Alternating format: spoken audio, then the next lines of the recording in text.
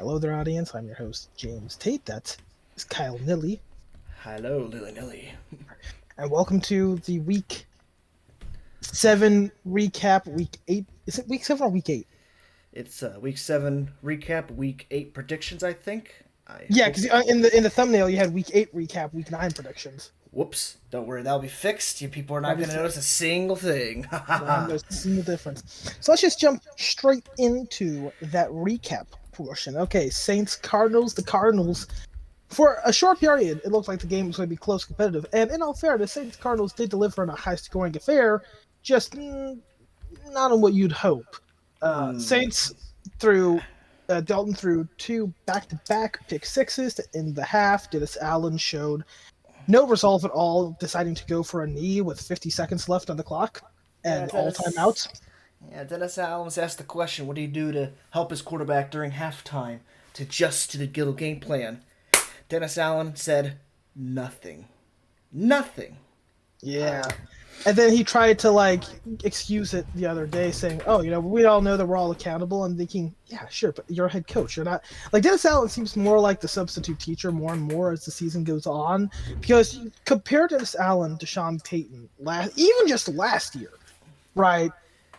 I mean, It's Dennis Allen night shows and no day. emotion on the sideline. He shows no emotion on the sideline. Shows no real care, and that's something I'm going to be stuck with for the foreseeable future. And he's a brilliant defensive coordinator, but he is not a good head coach. He cannot lead a team, and it's so clear he does not want to be in this position anymore.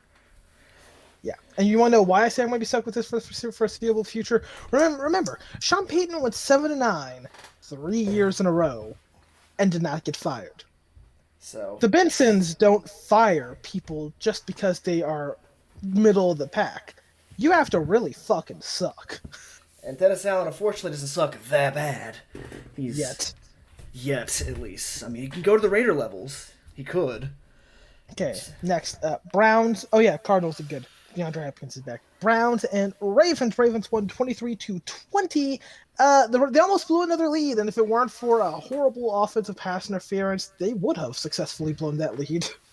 And also Patrick Queen stopping two huge Chubb runs. Like he was very Chubb useful. runs.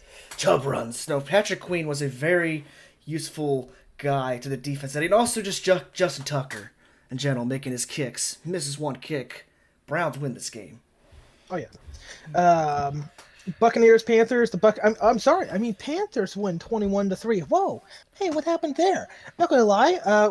We sort of foresaw this. like Like like we both thought in the back of our minds, there's no way the Buccaneers could possibly lose back to back. But especially to then, the 1-5 Panthers. especially to a tanking Panthers team, they traded away two of their starters. It So it turns out doing that makes you experiment. hey, Steve Wilkes, credit to him. He says no matter if Baker's healthy or Sam is healthy, PJ Walker will be the starter next week because he's earned it, and that's what I like to see. And I hope PJ Walker continues to improve. This Panthers team, you guys have a chance to lead the division. It's crazy, crazy stuff. Absolutely crazy. Speaking of another NFC South team, the Bengals beat the Falcons 35-17 in a blowout. It was a complete rout. The Falcons had a chance to come back, but they didn't. But their Falcons defense, 6 injured on defense. Yeah, Yeah, that's not rough. good. So don't expect Atlanta to be really hot on defense for the next month. They're going to be pretty mid for the Denver. But Bengals, ho ho Ooh, ho, the they're Brew's just. back.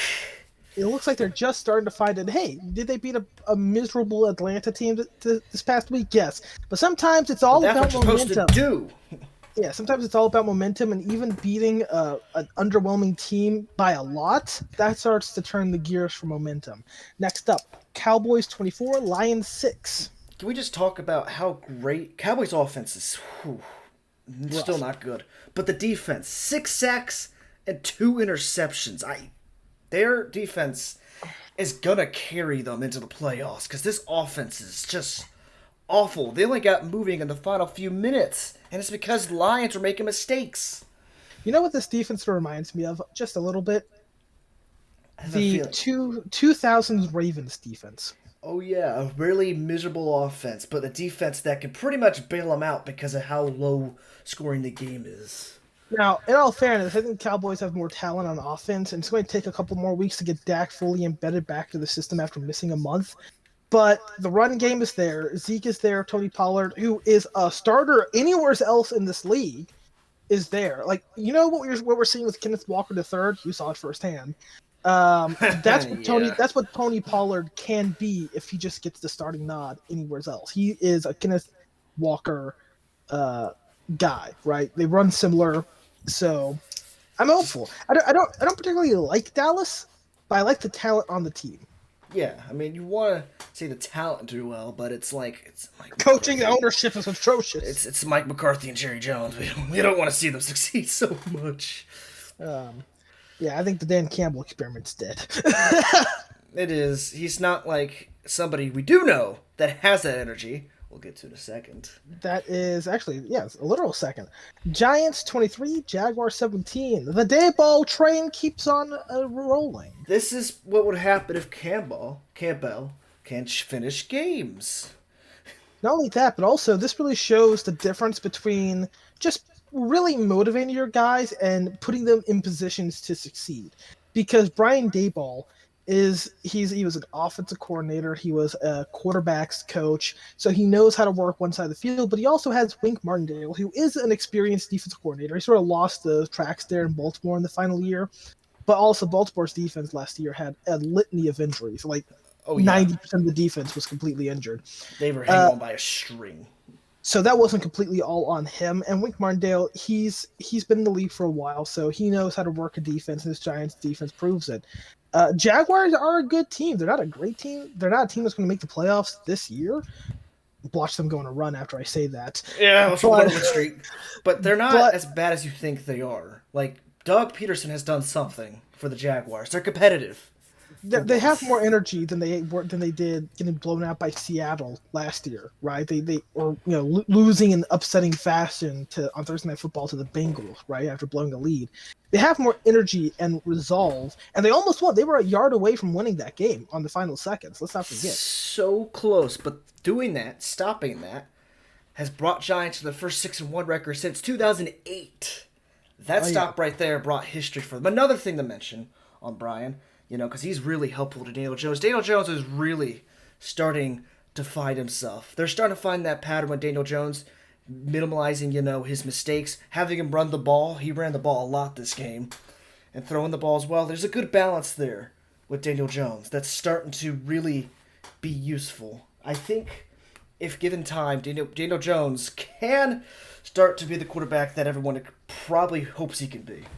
I could see it. Oh, well, we'll have to find out with time. But the quarterback to who we thought they were is not actually is the Packers and Aaron Rodgers. The Commanders won 23-21, and no one predicted this. Not a single soul on earth predicted the Commanders beating Green Bay.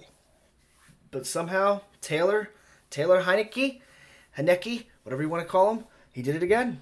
He beat a legendary quarterback at home.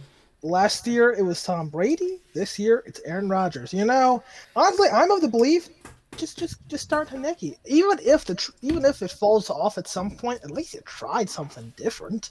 I mean, by this point, you got to do something. I mean, it seems like the team has more chemistry with him.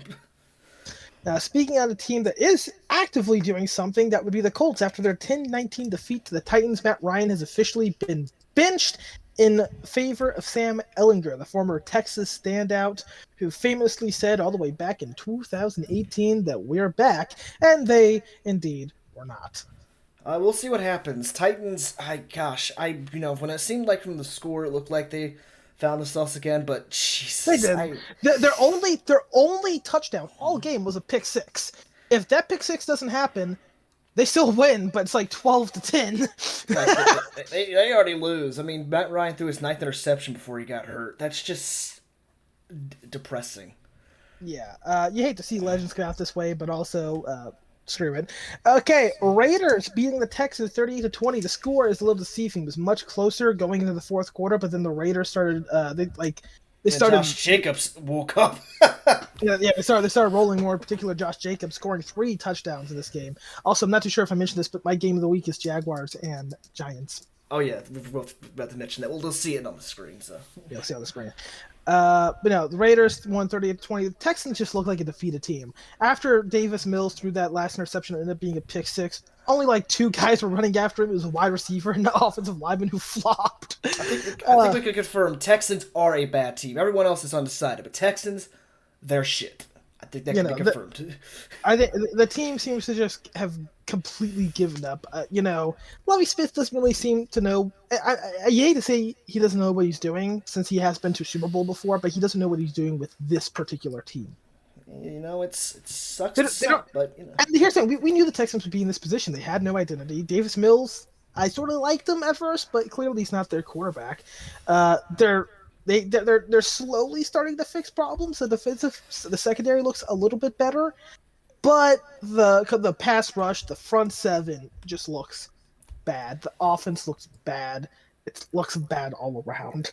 this is what we all thought the Panthers would be, but it's actually the Texans. This is rebuild. It's rebuild time.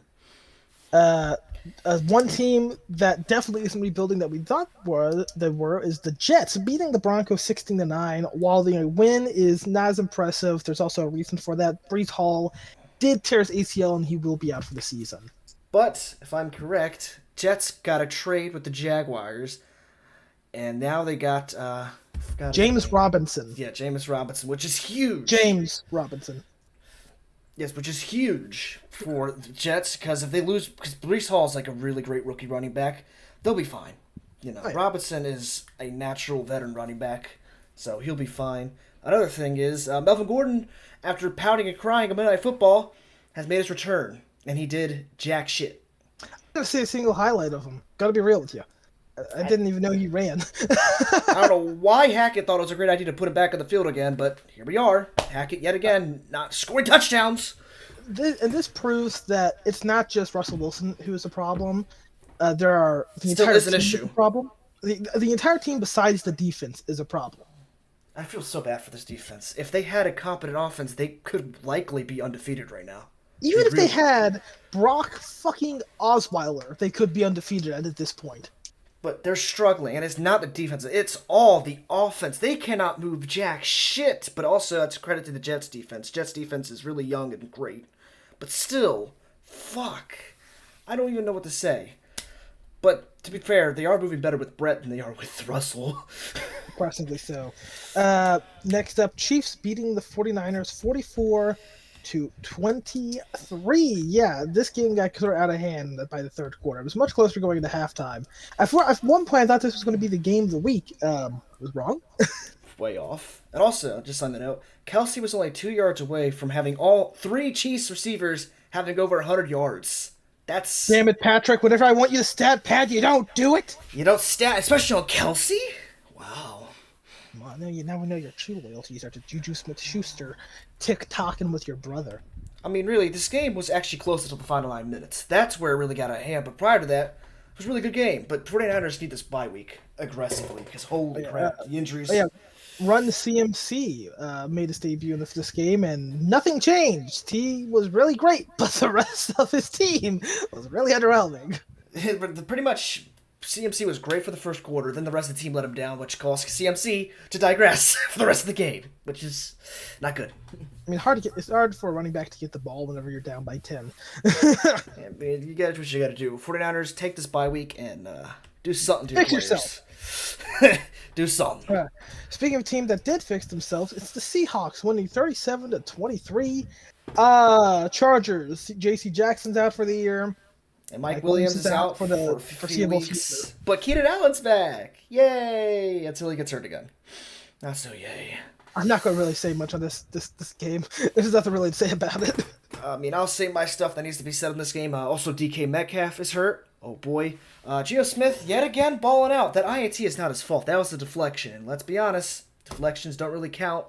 If you really wonder how embarrassing the Chargers are regarding receivers and all that, Austin Eckler was our leading receiver today. He is the running back. That's not good. I don't know what's happening with this offense. This offense is still moving the same way it has since week 1. The defense, I love you, Khalil Mack, but Khalil Mack could carry so much until, the injuries stack upon him. I don't know what is happening with the Well, Chargers, but what I don't get is the Chargers have a guy who can throw 70 yards with ease, and yet they keep on throwing 5 to 3 to 1 yard sort of screen passes and expect 20-yard gains. which has led to Justin Herbert strangely being compared to Jay Cutler, which scares That, me a lot. yeah. I'll get into that in the state of NFL. Yeah. Next, the Dolphins beating the Steelers 16-10. This game was sort of boring until the fourth quarter. I can't deny it. It's not worst game of the week, but this game was boring until the fourth quarter, where Kenny Pickett led 2 possible game-winning drives and threw interceptions on both of them. We can't fault the guy, he's a rookie, but you know who we can't fault? Tua. Unprotected runs. What are you doing, Yeah, Tua? 2 key ones where he was going for a first down and he put his head down, and one defender had to adjust himself so that he didn't hit him head on, like shoulder to helmet, and then the other guy couldn't adjust himself. And that's not even his fault. Like, I credit the Steelers, they adjusted themselves the best they could, because my gosh, and Tua's reasoning, I did not like it either. Do you want to get hurt again, Tua? At this point, it's like it's selective, right? If he wants to play, he didn't even play like that before he got injured. He was barely running out of the pocket. It's like he's saying, fuck it now. I got a head injury, might as well go for another, right? I don't like that mentality. It's a really bad mentality, Dolphins. Really bad mentality, just like starting 2 quarterbacks in a single game as the Bears win 33-14 because clearly Bailey Zappi's not the guy. And neither is Mac Jones, maybe? I don't know with Mac Jones. He seems to be having a sophomore slump. This is what I will say. This goes to show, if you're a defensive coach and you're the coordinator for an offense, maybe you should go back to being a defensive-minded coach. Matt Patricia and Joe Judge, the former special teams coach, clearly do not know what they are doing on offense. They never know what they're doing, but they get carried by a good old Billy Boy. So my question to Bill Belichick is, why don't you just go out and hire someone new? Gosh, who knows? Bill is a stubborn guy. He thinks he can do this all himself, really. True. He is also the general manager for the Patriots, so good luck. Good luck. By the way, that's something else. This is Bears' first win in Foxborough ever, and their first win against Patriots since 2000. So that's good for Bears fans. Hey, not good for celebrate. Patriots fans. Celebrate. We don't know how long you're gonna have left to celebrate, considering that this season is a gauntlet for you. It's a gauntlet for everyone. Let's be honest. This season's way too predictable. Yes, the Bears Patriots game is my worst game of the week. Yeah, same here. I mean, but even then, it wasn't really that bad of a game. I don't know why. It just really wasn't. It's just this week was sort of up and down. This week is mid. Now time for the players of the week. Let's go. I'll start. My quarterback of the week is Joe Burrow. Of course, same. Joe Burrow is back. Firstly, he's only thrown 1 interception since week 1. I say he's just going to keep getting better. Yeah, in this game, he was 34 of 42 for 181 yards passing, 3 touchdowns, 0 interceptions, with a 138.2 pass rating and 81% completion percentage. Ooh, boy. Now, my running back of the week goes to Josh Jacobs. He had 20 carries for 143 yards, 3 touchdowns, 7.2 average run per carry. All right, for me, it's Deonto Foreman, 15 carries, 118 yards rushing, 7.9 average yards per attempt, 0 fumbles.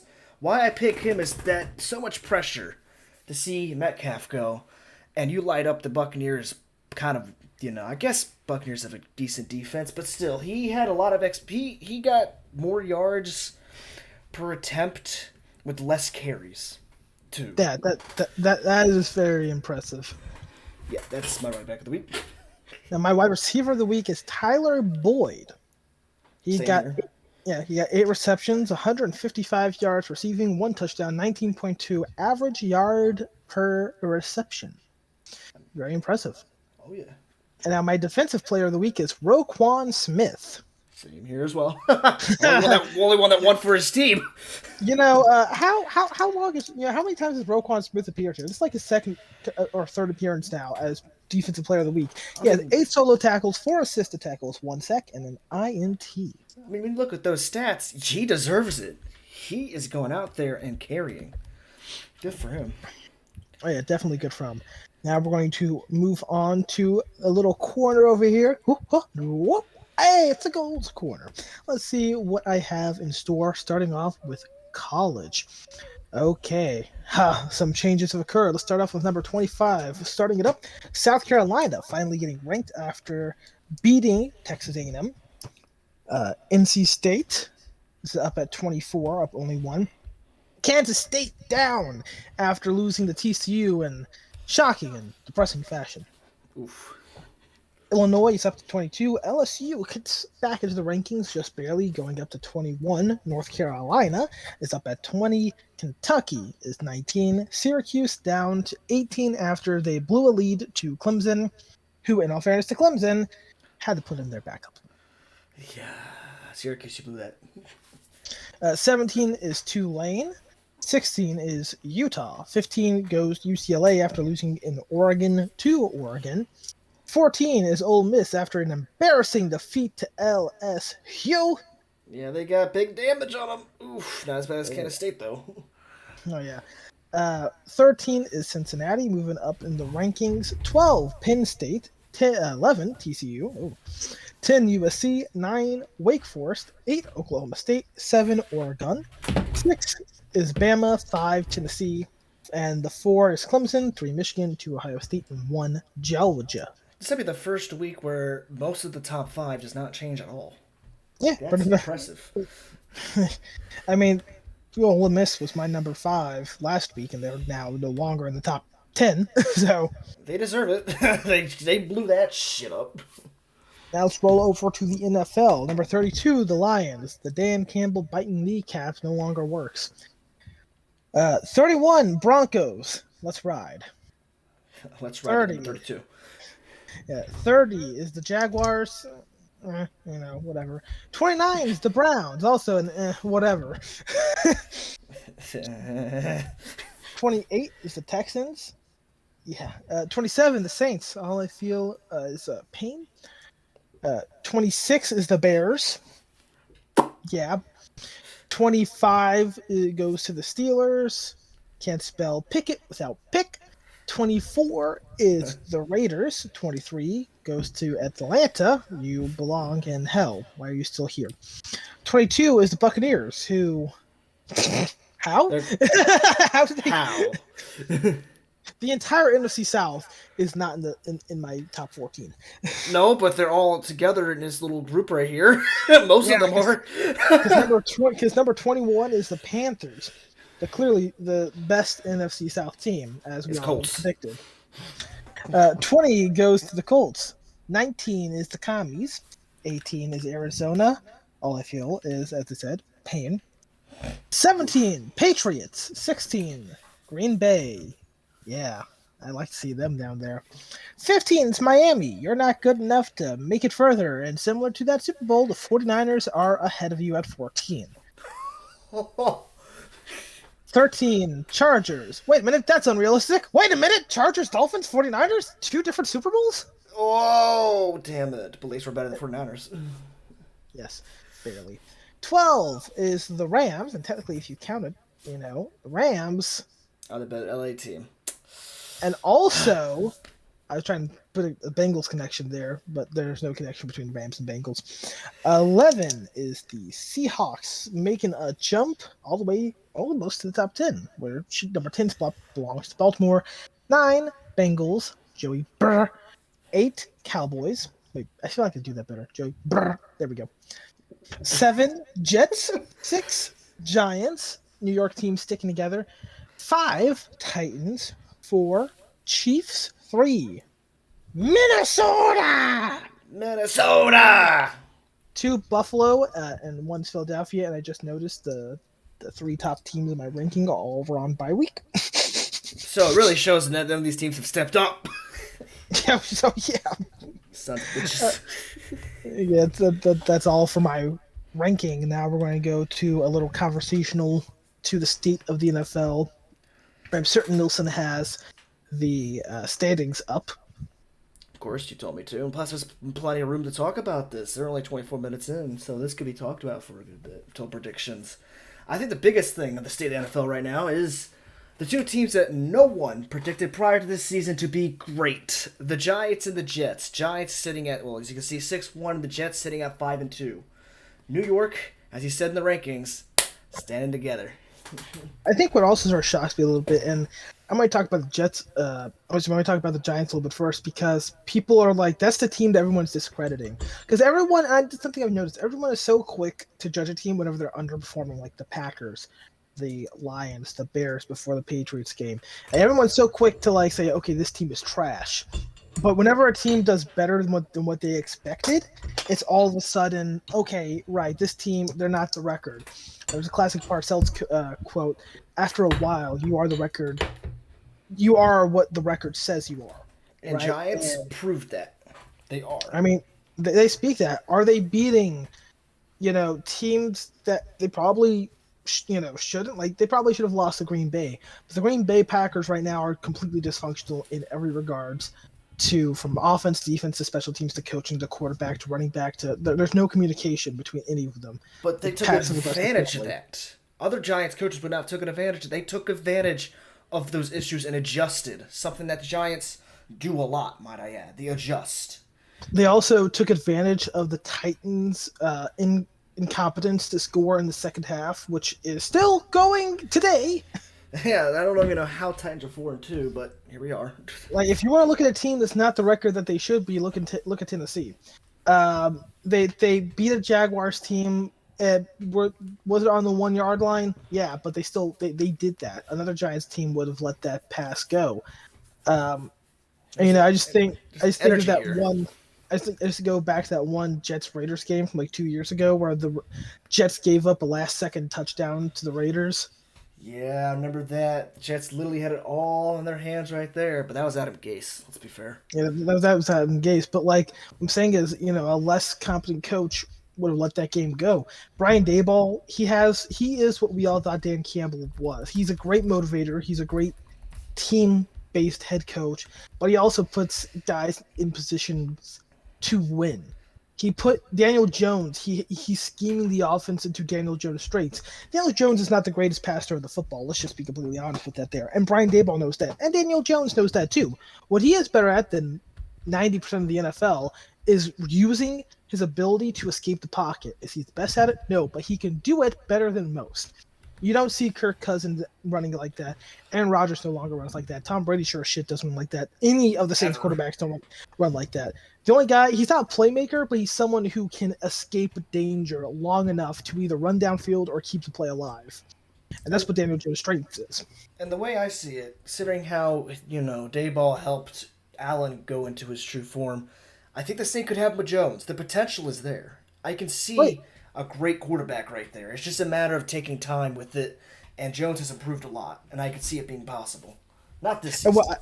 what I like is that he noticed something that was missing from previous Giants teams, and that was the run game. That's something that Buffalo still this day still doesn't have. It's a run game. Saquon is the backbone of that offense. If he goes down, the entire offense disappears as well. I'm not saying that if Saquon gets injured, the Giants are fucked, but what I am saying is that it'll be much more difficult to win games without the elusiveness of Saquon. Dayball clearly saw something that no one else did, and that is that Saquon, whenever you put Saquon in space, he is one of the most electrifying running backs in the entire league. In previous systems that got him injured, they were just running straight up the middle and hoping that Saquon would get them 4 or 5 yards of offense. What he's doing is he's giving him enough room to run to the right, and then if he doesn't see what he likes, he'll shift to the left, shift back to the right. And we saw that on multiple plays against the Jaguars. Which is different for Barkley, considering how the system has always been for him, which probably has gotten him injured in the past. Then also on the Giants' defensive front, the front four, very young, very stout. The linebacking core is really, a little bit below average, but they're sort of up to a point where you can say they're doing just enough to win. And then the secondary is one of those ones where you're a little dumbfounded by it. Like they should be losing because their secondary is not the best in the league. It's actually one of the worst in the league, but they're doing just enough to win. And sometimes that gets you to 6-1. And you know what? I can't discredit it. Now, I won't be shocked if suddenly the Giants start losing. Like if they lose the Seahawks game, I won't really be shocked that much. But what I am saying is, don't just discredit the Giants because they're 6-1 and you think that they should be on the record. Only discredit them for not being 7-0, right? Yeah, which they could have won that Cowboys game. But the thing is, they learned from their mistakes in that game. Yeah. So Now going on to the other side of the locker room, let's go to the Jets. 5-2. I did not expect this at all. no one Uh, expected this. I mean, when they started off 1-2, it's kind of like, oh, okay. But now they've been on a 4-game winning streak, and they're 5-2, their best start since 2010, since the Rex what? Ryan days. Not only that, but all four of those wins outside of one were all four of those wins, but they're 4-0 on the road. Is what I mean to say. That is impressive. That means if they go to the playoffs, trust me, they're not going to be faced at all. Yeah, they beat a battered Broncos team. They upset a Steelers team with no identity. And you can say, okay, they also beat, funnily enough, Packers team that's dysfunctional. So like there's a certain sort of understanding with the Jets that they're similar to the Giants in the sense where their quarterback is still unproven, not really that great passer of the ball, really electric in run game. They have a great running back. Or, unfortunately, Brees Hall got injured. Hopefully, he recovers for next season. But they should be They fine. have, but they replaced him with James Robinson. Michael Carter is still there, and he's a good second back for you. You still have Garrett Wilson. You still have Barrios. You still have guys on offense who can make plays. The defense, the secondary, so sort of opposite to the Giants, is the highlight of this Jets team. The secondary and the pass rush, like, blows my mind. It's a young group, but very impressive. Oh yeah. Uh, and Robert Saleh clearly is someone who now has sort of fixed the defensive problems. He retained Mike LaFleur, and he's sort of helping players on offense develop, and it's definitely what you want to see. Oh yeah, no. I know it's mainly been Giants and Jets talk, but I know there's one team that definitely deserves credit. It's the Seahawks. They deserve some attention considering that the wins they have now is what everyone was predicting the record they would have, just 4-13. But now they're 4-3, leading the division. I think the Seahawks are sort of one of those teams where the wins they've had have been impressive, but the losses have been less impressive. Like whenever they lose, you sort of scratch your head and you think, why did they give up so much in that defeat? Like the Falcons game I go to. I think of the Saints game where they couldn't stop Taysom Hill. They couldn't stop a single player. But then, This is but this then, is a team. Oh, go ahead. but then there's just games where they just start popping off and they look like a really great team and they have everything together, like the Chargers game just recently. Um, yeah, this is definitely going to be interesting season. I sort of see them now at this point. We're not predicting end of year records. We plan on doing that maybe next week, right? Yeah. Uh, but like you know with the Seahawks, they're someone that could probably finish middle of the pack, or if they can get a couple wins more together, they could easily win the West. Oh yeah, they can because the West, just like the NFC South, is very on the weak side this year. So Yeah, in fact, let's actually go to the NFC South. Just the entire NFC South, not just one team, the entire NFC South. What the hell is going on over there? It's like the NFC East and the NFC South just sort of flipped. NFC Beast is back, but the NFC South, oh god. I mean, here are the quarterbacks for you. And the funny part here is that in terms of stats for this season, the person that you think would be doing great isn't. So Tom Brady, Mark Mariota, PJ Walker, and Andy Dalton / Jameis Winston. Now, And out of all of those, the best and most consistent quarterback is PJ fucking Walker. and PJ Walker has a chance to lead the division somehow. From Now, XFL to leading the division against Tom Brady. in fact, actually, that's something I wanted to bring up real quick. Taylor Heineke and PJ Walker, who both played the XFL, beat future Hall of Famers last week together. And they both did it in convincing fashion, though PJ's was a lot more convincing. Holy smokes. Jeez. Packers were about a lateral away from winning that game. Like the Buccaneers, like Falcons, it's injuries by this point. Panthers, they may actually say no against a rebuild and might actually push for this thing now. I mean, the they're injured to shit in the back, but also even prior to the injuries, they weren't doing much of anything. They're dead inside. Now the Buccaneers. I What's the am Buccaneers' excuse? I'm tired of the excuses. Guys, it is time to admit, okay? Tom Brady, I know 8 years ago Tom Brady had his little thing, a rough start, but then turned it around. Guys, he's 45. It's natural for this shit to happen now. Tom Brady ain't immortal, man. He's I do. human. I sort of like what Kyle Brandt said. He said Tom Brady's not the only issue, but there is an issue with he throws the ball the same way, but there is an issue. He doesn't have the same juice on his throws. And he's not as fired up as he used to be. He just sort of like throws the ball and then puts his hands down. He doesn't like get hyped. I think part of that just could be off field issues, and obviously we're not going to speculate on that because we don't really know much of anything on it. But with Tom Brady, there's clearly something up mentally, right? And I'm not against it. I like to see downfalls of legendary quarterbacks who I hate. Especially, I mean, come on, Aaron, Brady, commit, please. Commit to defeat and then retire together. Then go off into the sunset as lovers, forgetting your families. Yes. See, this is why Aaron took care of loose ends early. Another team that sort of freaks me out a bit is the Vikings. I literally was about to mention them next. I'm unsure with the Vikings. I mean, yes, it's funny that my quote from week 1, where you're like, "No, it's aging very well." It's aging too well, to be honest. Which is why I'm thinking. That's why I'm very unsure about this. But you know what? The real test comes. I won't. I can't. Do I say the real test is Cardinals though? I mean, they're coming off a bye week though. Like sometimes when teams come off bye weeks, they lose all the momentum. They lose the sauce, and they start having a loose streak. This is what I will say about the Vikings. They have the same talent as before, but different coaching staff. They have a more offensive-minded head coach who worries me with his optimism, just a tad bit. I like optimism, you know me. But the fact that they blew a lead against Chicago, nearly blew a lead against Miami, they got just absolutely fucking bitch smacked by Philadelphia. This is a Vikings team that they're winning, but there's question marks. Unlike you could talk about the Giants winning with question marks. The Giants are at least winning the games that you wouldn't expect them to win. Convincingly. Whenever the Vikings win a game, there's always that, but you won it because you did a final drive after having a 20-point lead, right? The only convincing win the Vikings have had was their week 1 win, where they basically blew out the Packers. Aaron Rodgers. which at that time frame, I guess we all didn't guess that was kind of the downfall of the Packers for this season. Like, something I will say is I'm not completely bought in or bought out of Minnesota. I'm sort of somewhere in the middle with them. I just need to see something to really determine if they are legit or not. Like with Philadelphia, I think Philadelphia is legit. Oh, they're legit. It's just a matter of when they lose, which I don't see it happening anytime soon.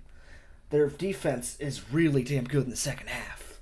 Let me just see the Eagles' schedule. I mean, they face the Steelers next week, which we'll get to that in prediction. They face the Texans. They're not losing to the Texans. Commanders, if Heineke is in, that might be a question mark, but I saw the Eagles. Colts, maybe. Packers, maybe. Titans, maybe. Giants. Like, there's a lot of maybes here. They're not losing to Chicago. Watch this back in 6 weeks and find out.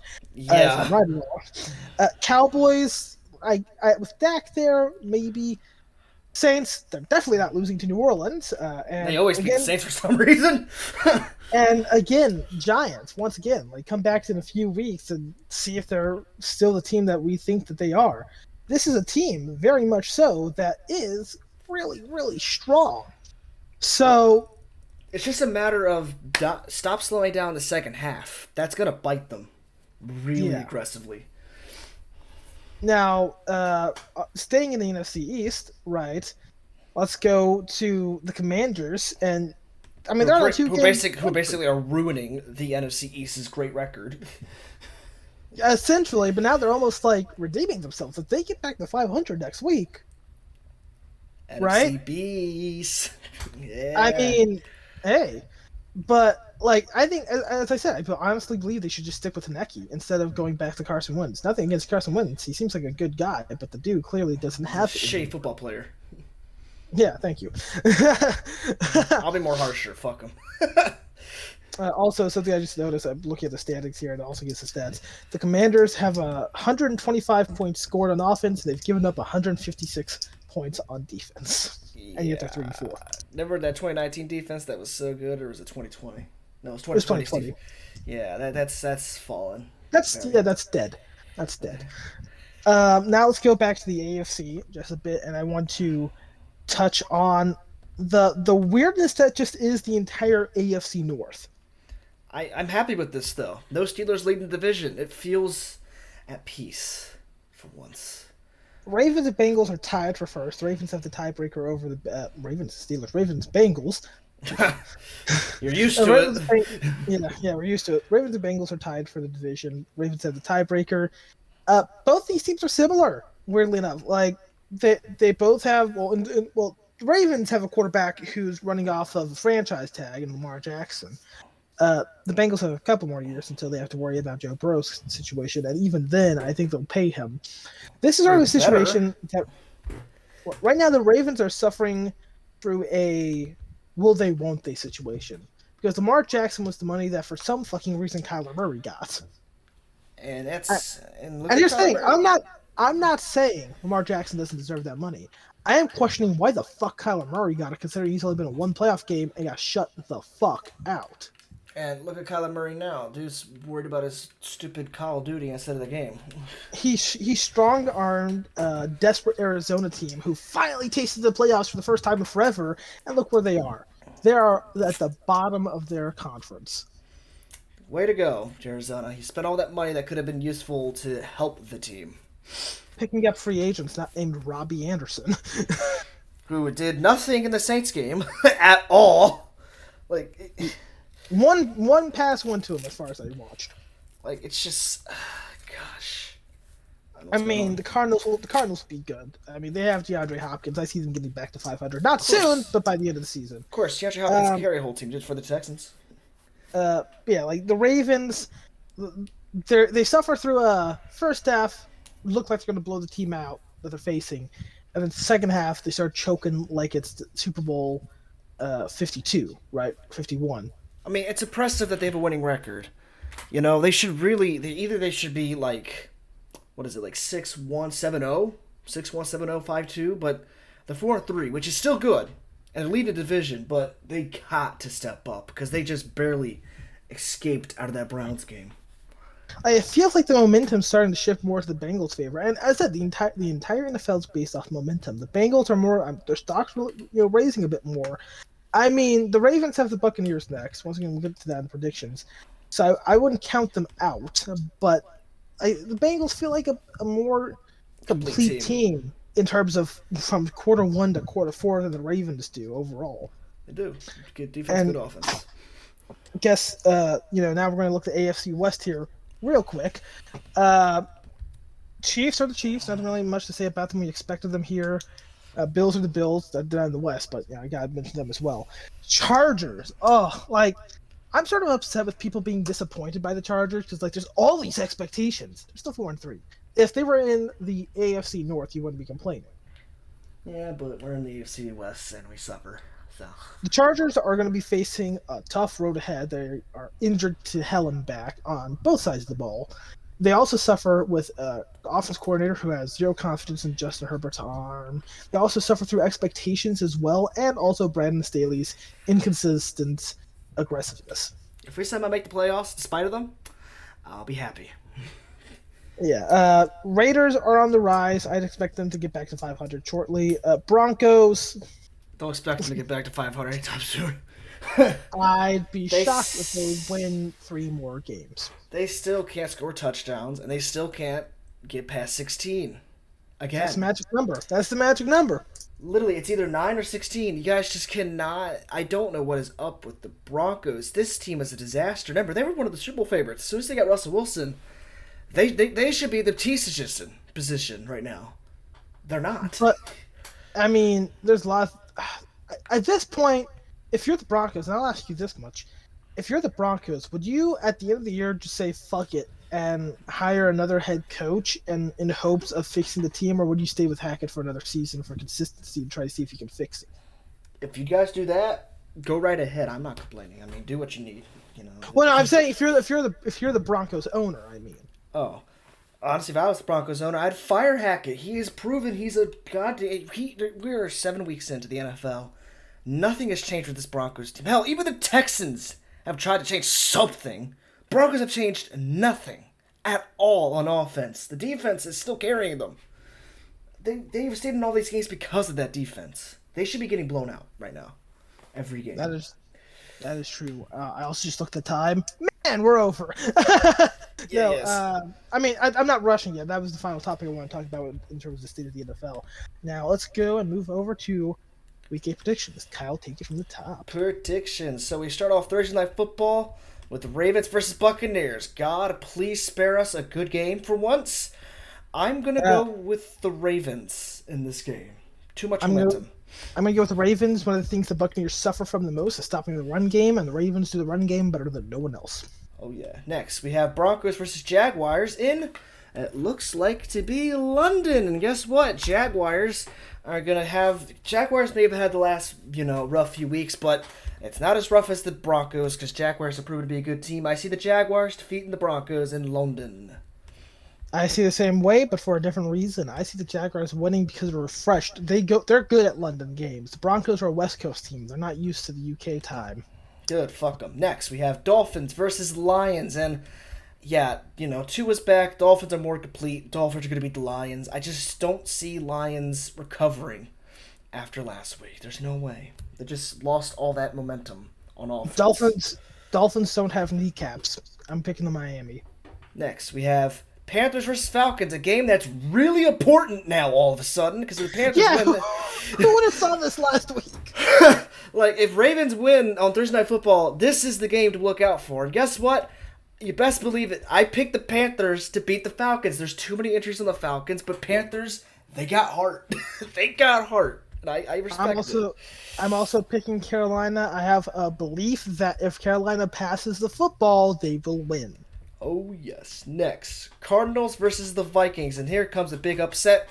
I can see the Cardinals throwing the Vikings completely off and somehow winning. I'm going to stick... Oh, go ahead. It's just like one of those games. To me, it's like this is just that one game where it feels kind of like a trap in a way. Like, Vikings are going to underestimate the Cardinals considering what the record is. They think too highly of themselves, and then the Cardinals kind of just bitch slap them back into reality. It just kind of feels like that. Because I remember the 2016 Vikings starting off strong like this and then absolutely choking. I could see it happening again, truthfully. I could also see that to some degree, but I'm going to go with Minnesota in that because of the records. But I do believe that the Vikings are not going to underestimate Arizona team with a return DeAndre Hopkins with a good pass rush. I believe that this Minnesota team is going to take advantage of the aggressiveness on offense and defense Arizona likes to do, and they're just going to be steady and win the game. Next, we got Bears versus the Cowboys, and we usually would say, oh, this is easy to pick, but we don't know by this point. But I'm going to go with Cowboys, just a better defense that could shut down Justin Fields and his legs. I'm going to go with the Cowboys as well, better defense. Next, Raiders versus Saints. Raiders. Fuck you, Saints. That's all I gotta say. Raiders. All around me are familiar faces. Worn out faces. Worn out places. Bright and early for the daily races. Going nowhere. Battle of Pennsylvania. Seattle. What the fuck? Seattle Seahawks. No, Pittsburgh Steelers versus the Philadelphia Eagles. I picked the Eagles to go 7-0. Wow. Yeah, I'm going to go with Jalen Hurts and the Eagles. But, if it was Seahawks, I'd still pick Eagles to be Seahawks. Anyways, this game is really important. Next is the Patriots versus the Jets. Jets have not beaten the Patriots since Week 16 of the 2015 season, and this is pretty much a revenge game here. Jets win this game, they go 6-2. This keeps them in the hunt to somehow take the lead in the division against the Bills. I can see the Jets doing it. Patriots have too much quarterback problems right now. I thought the Patriots were going to win last week because they were going to take advantage of a young Justin Fields. Clearly, I was mistaken because I did not remember that their offense had to be good in order to do that. I'm going to go with the Jets taking advantage of the mishaps of the Patriots' offense. Next, Titans versus Titans. Titans could be all bad they want on offense. The defense, Titans. Yeah. I don't care. Next, Giants versus Seattle Seahawks. This better be game of the week. Oh boy. This was hard, but I'm gonna go with the Giants. Either way, Giants gotta prove themselves in this game. I think they already have, but this is the real test in Seattle. But I think Giants can pull off the victory against the Seahawks. I am going with the Giants. I It's believe that they show more resolve than Seattle. Both teams are very similar. They have really weak different defenses. Seahawks are better in the passing game. The Giants are better in the rushing game. It's going to be tricky, but I have more belief in the Giants than I do in Seattle. Giants closed the games better. Next, a game that was originally a revenge game is no longer a revenge game. Commanders versus the Colts, and I gotta pick the Commanders. There's a lot of momentum on the Commanders side right now. And also, just I don't trust rookie quarterback. Well, here's the thing. Sam Ellinger is not a rookie quarterback. He got drafted last year. And I'm going with start. Here's the thing. I'm going to go with Sam Ellinger, but I actually have a reason here. Sam Ellinger has been in the system for a year. He's been a backup for a year, which means he was directly under Carson Wentz and Matt Ryan. The issue is that well, no, the issue on the offense, the fact that Matt Ryan he runs a different offense than what Frank Reich was put in there to do. Frank Reich was put in there to lead Andrew Luck. Sam Ellinger is more of an Andrew Luck prototype and build. He's very bulky. He's very mobile. He was able to run a lot on offense. So there's a little bit of a level of unpredictability for the Commanders defense that is not really good. The reason why I say there's a low level of unpredictability, this is his first start. This is his first time playing in the NFL outside of preseason. So I think that the Colts are going to run the offense in the way that they all wanted to for a while because Carson couldn't run it. Phillip couldn't run it. God bless Phil Rivers. He did better than Carson and Matt. But he's not. But none of those quarterbacks are mobile anymore. Sam Ellinger is young. He's not been injured yet. And I think he's going to put. He's not going to put the world on notice, but sure as shit's going to give Ron Rivera a reason to question Carson Wentz, right? Yeah. We'll see what happens. What's this next? 49ers versus the Rams. I'm going 49ers. They just have the Rams game in the regular season. It's not going to stop. The streak continues. Go 49ers. Go Jimmy G. Go Christian McCaffrey. Please. Now, the game that looked great before the season started, now it looks like it's going to be a blowout, and I'm still welcoming it. The Packers versus the Bills. I picked the Bills, and they're most likely going to blow out the Packers.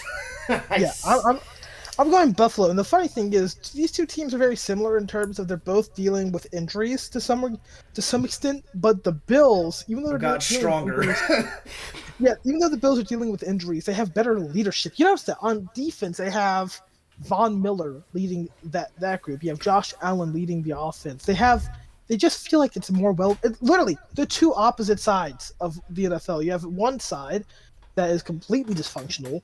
They're just a bunch of guys running routes, running into each other, not sacking the quarterback, not getting any pressure, not defending the guys they're supposed to defend, not making the plays that they're supposed to make.